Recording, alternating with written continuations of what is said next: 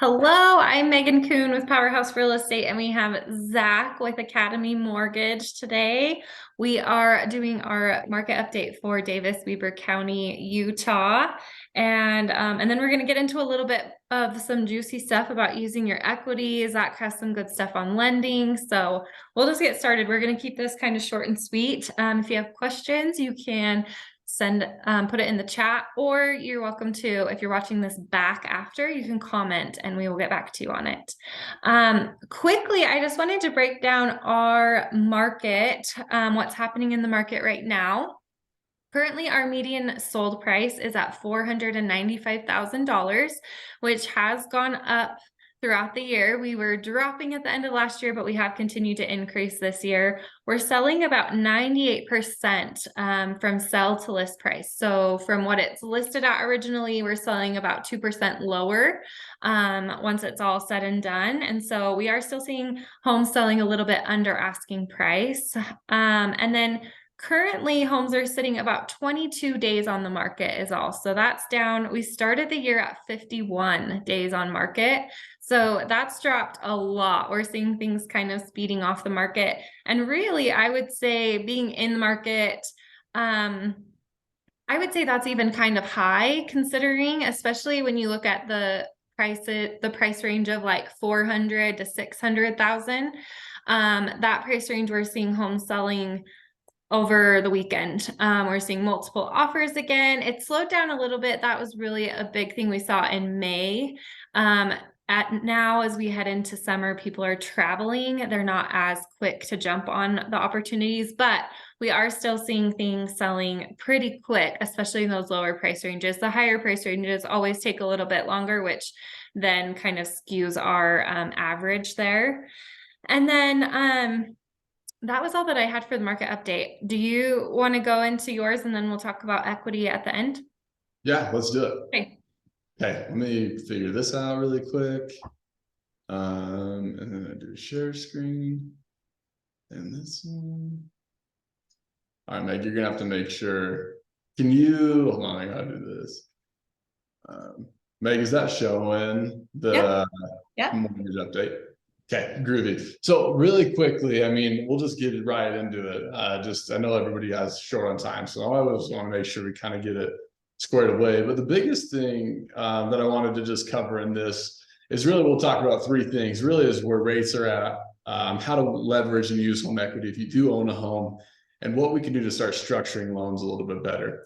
So along this, just moving right into it. Oh, shoot.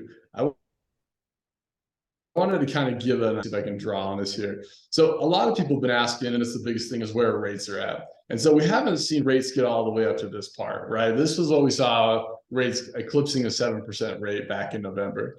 So you can see coming down into here into January, we did see rates get even good. And even into February, we saw rates even hit the mid fives, 5.625, 5.75, which is when we saw a huge jump in people just trying to get into the market. And I think that's a really good indicator to show, hey, like when we do see rates start to come back down, this is what's going to happen, is we're going to get people flooding the market again, just because it does make a really big difference. And so what we've seen is some kind of rougher inflation readings as you're kind of reading up and trending onto this. And we've seen some better inflation readings come out the past couple of months that have helped rates and bring them down a little bit. But unfortunately, one of the biggest things that also impacted this, that you can see as they're trending upwards, getting closer to this percentage of 7, even though right now, I'll go on the next slide, they're hovering borderline that 6.5, 6.375 range. But we had the debt ceiling crisis that was going on. And what that was doing was stimulating the market with a lot of uncertainty, both for stocks, mortgage-backed securities, and treasuries, which are the three components that really can mess with interest rates. Once that was settled, interest rates have improved, and have actually seen a pretty good improvement from where they were a couple of weeks back. And so that's great. This is what I wanted to just talk about briefly, is rates have fluctuated really in this last month, anywhere from down to 6.25 to 6.75. And granted that each one of those scenarios is different based off of buy downs, things like that. But a generic idea of where rates have kind of been sitting at for this last month. I do think that we'll see future inflation readings help ease rates. We did get a pretty favorable inflation reading yesterday. And although it wasn't the grandest of all things as far as decreasing rates, it did help them a little bit more today. And hopefully with the Fed meeting today, we'll see kind of what the projection of rates are at and how they're going to view inflation, which is pretty imperative for the market. That meeting's today at noon. Lower inflation or lower rates in the following couple months should ease as a result of inflation. Everybody's kind of come to the fact now that they believe inflation is going to be coming down, which inflation is one of the biggest drivers of interest rates. But I also think it's imperative for everybody to know that there's always unexpected news. The debt ceiling was one thing that nobody really anticipated would hurt interest rates, and it did. There could be economic policy changes, COVID, things like that. And so I think it's really important for people to realize if you feel good about the payment, if you can make the house work and it's a house that you like, then it's okay to go for it. Sometimes trying to time the market is not the best option, but that doesn't mean that you need to rush into the market if you don't feel comfortable with it.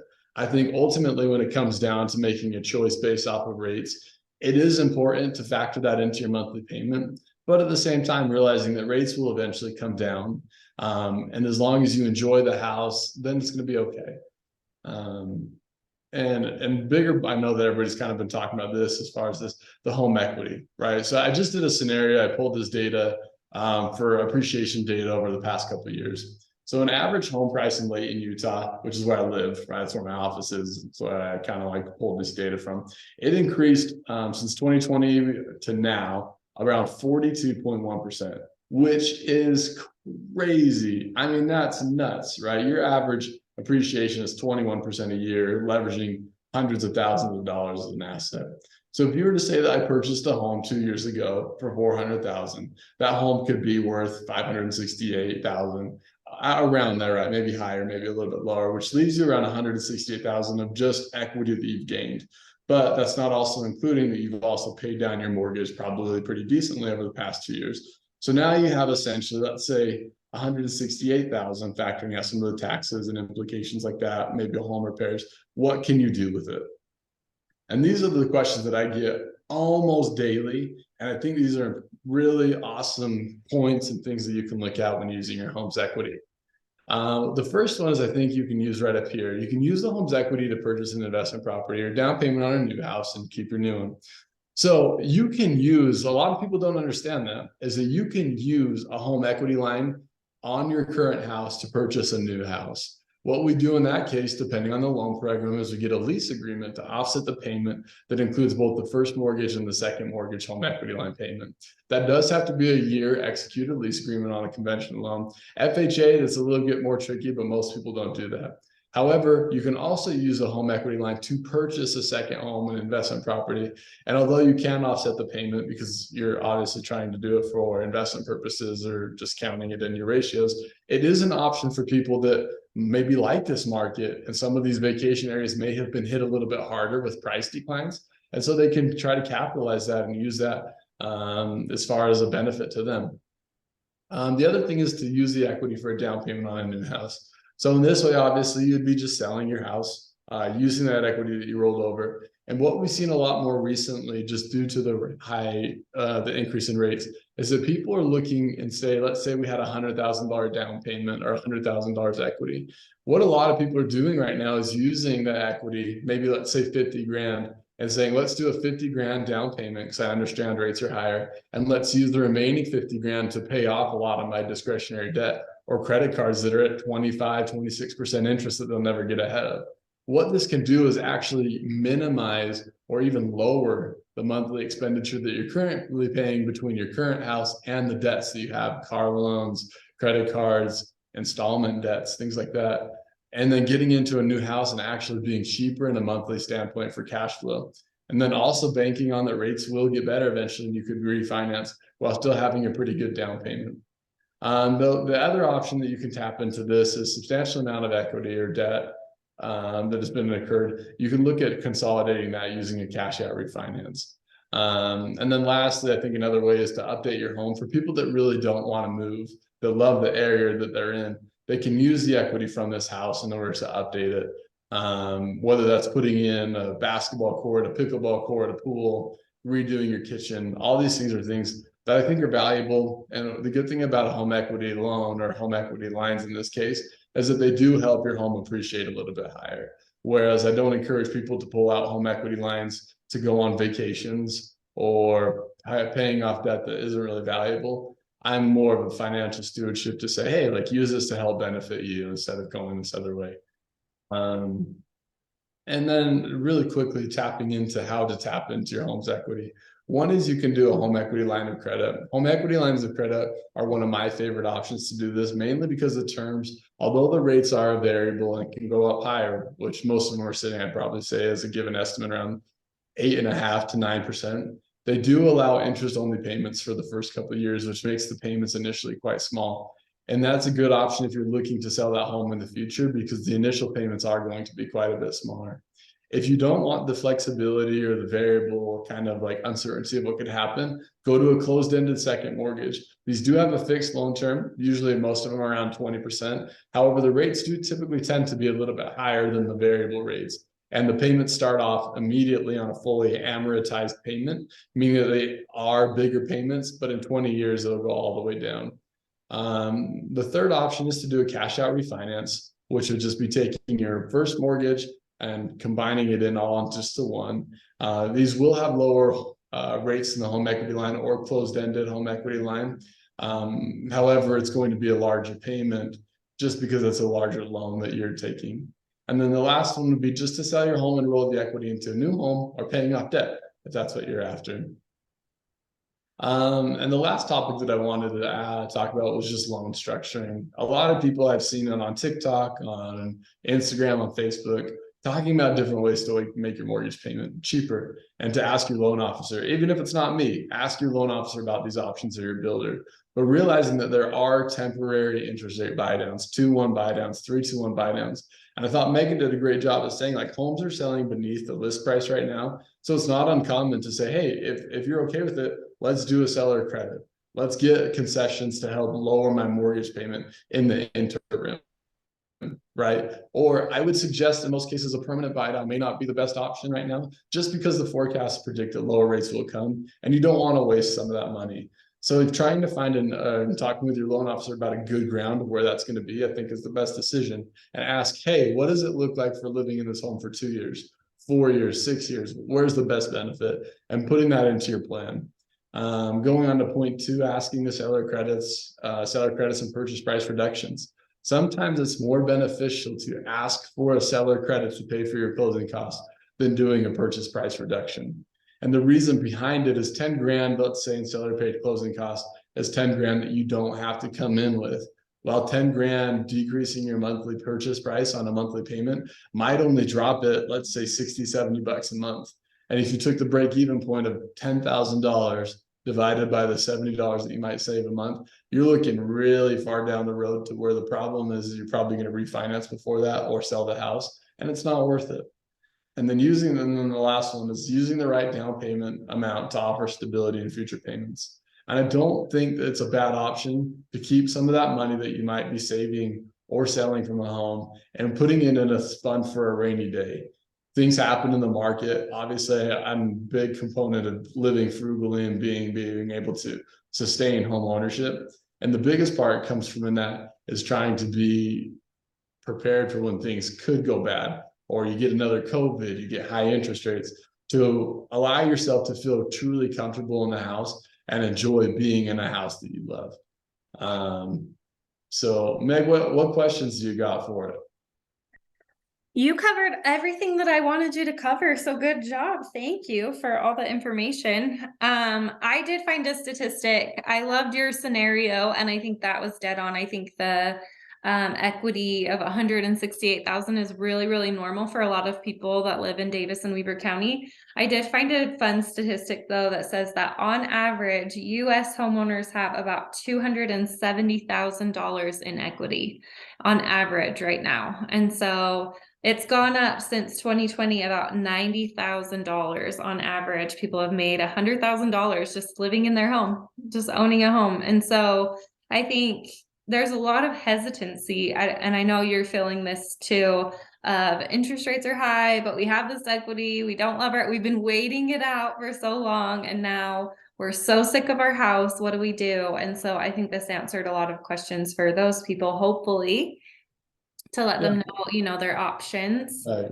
And I think what's going to happen, and you can add to this too, is I think what's going to happen is eventually when we see rates compress, right, once they start to come down, it's going to help in two ways. One is it's going to allow people that currently have really low interest rates to be able to start wanting to move, right? Right now they don't want to because it's like, hey, I like my house good enough, right? Mhm. But I also read a statistic that talked about, it was crazy. I mean, I think it was like 50 or 60% of all people that bought in the year 2020 and 2021 actually don't love their house as much as they thought, right? And so it's like, these people will eventually move, right? But it's right now the payment difference or the pain threshold from going from a 2.5% to 6.5% is really big.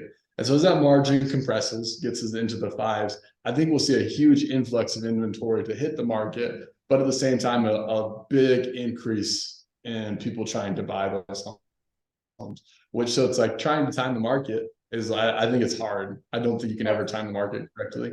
And I saw a thing the other day, and I thought it was really valuable from one of our mortgage trainers. And he said the biggest thing I would preach to all people is to find a house and try to like it as much as you can. Try to be in a neighborhood, a house that you like and that you can enjoy, but realizing one, you're not going to be in the house forever.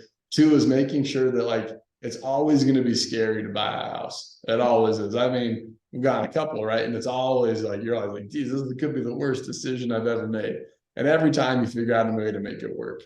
Mhm. And I'm not saying go into an insane amount of debt to do it, right? Don't make a bad decision. Don't go to the top of your purchase price and say, I can't make the payments. But find a house that you feel comfortable living in, that you're okay with the payment, and realizing it might be a little stretch for the next couple months, but we can structure it in a way so that it doesn't really cripple you in a way that you can. And then when rates come back down, take advantage of those and refinance. Yeah, and I would say that's true. I think the stigma is that buying your first home is scary, but as I worked with people buying $1 million houses, you know, that's their fifth home down to first-time home buyers and everywhere in between. It's always that just bite the bullet, you know, this is the right move for your family and just do it. And it's worked out for all of my clients so far, knock on wood. But I think that's a great way to put it, is it is always scary and you can't time the market perfectly. And I think the thing about the homeowners sitting on this much equity, they kind of are ruling the roost right now. They have all the options, right? I mean, you have people that all of a sudden they could have a rental, they could buy an investment property with this cash. That was never an option for our parents. Like if they Not wanted at to buy an all. investment property, they had to figure it out in some Yeah, other way. They didn't have hundreds of thousands of equity. Did I freeze? there you go. You're back. They You're didn't back. have hundreds of thousands of dollars of equity that they had all these options for. And Yeah. so, um, while our purchase prices are going up, that equity is also balancing that out. Our loan amounts aren't as high because people have more equity to put down. And would you say that's true as well? Oh yeah, no, like 100%. I mean, and I think regardless is people are, I feel like we're seeing a lot of people just selling their homes, right? Using that equity to go into a new home. And although the payment's going to be in most cases more expensive, right? I mean, you'd be stupid to say that's not because of interest rates and how it works. It's allowing people to get into homes. Like, I mean, I would say I've done probably 5 or 6 in the last month that people have been getting into homes that they really want to be in. Like Mhm. they're taking it to where it's like, oh, they might be in their early 30s, mid 30s. You know, I mean, we're going to get into a house that we probably had no business trying to be able to get into 2 years ago, right? This home was probably, I'm doing one right now. The home was listed 2 years ago at 850, and now the purchase price is 625, right? I mean, that's a huge decrease in price.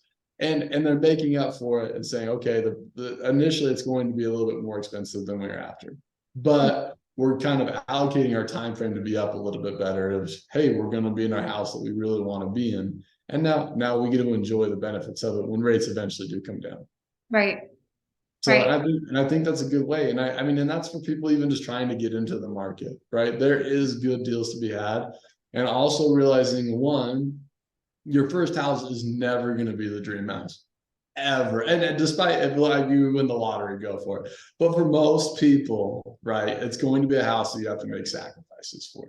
Right. But people don't also realize that you can keep that first house as a rental property and use that equity to go into a new one, right? Mhm. And in most cases, you can almost offset, if not completely and even cash flow, by getting the mortgage, getting a home equity line, using that for a down payment on a new house, and offsetting that debt and more with your other house. And Mhm. so it's like you can build, real estate's one of the number one ways to build wealth.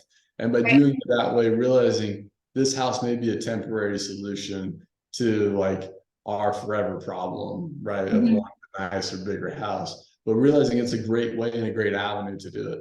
And if crap hits the fan, you just leveraged a multi-$100,000 asset that's appreciating it. I mean, on average in Utah, I think it's like 6 or 7%. So Mhm. it's like leveraging an asset that most people can't even imagine leveraging. And Right. when that comes down to it, there's obviously a lot of ways: sell the house, put it in the stock market, sell the house, pay off a lot of debt, a lot of things that you can do with equity that you wouldn't have otherwise in not owning a home. Right. Yeah, no, I 100% agree. And I would say in almost every case that I've heard with clients, with myself, waiting is never beneficial. You think, we're going to time the market, we're going to wait. And in some cases, like I've had a handful of clients that have just hit it perfectly on accident, right? It's like, Yeah. wow, you couldn't have timed that any better, but they didn't even mean to. Yeah. But in most cases, it works out how it's supposed to for that particular family. And I think that's really what it comes down to, is not so much focusing on the market and the right time to move within the market, but more, when is the right time for your family and for your situation to move? When can you afford to get into the perfect situation for your family? And I think, like you said, the first home isn't ever going to be the forever home. And I would say even the second home isn't. Your circumstances change so much throughout your life. And I mean, even people will say this is our forever home, and then all their kids leave and they're like, what do I do with this huge house? And so they move again. Yeah. And so I would say, I really think the forever home is not the case for most people. There's constantly the moving, and that equity is what allows them to have the options to do that. Yeah. I couldn't agree more. Yeah. Okay, well, that's all I have. Do you have anything? Not at all. I think it's great. Does Okay. anybody else have any questions? There's nothing in the chat, so I think we're okay. Okay. We'll put this up, and if you guys are watching this back, like I said, send us a message or a comment and we'll get back to you on that. But otherwise, thanks for watching, and we'll do this again next month. It's so fun. If you guys have a topic you want us to cover, let us know, because we would love to answer more questions. So See everybody.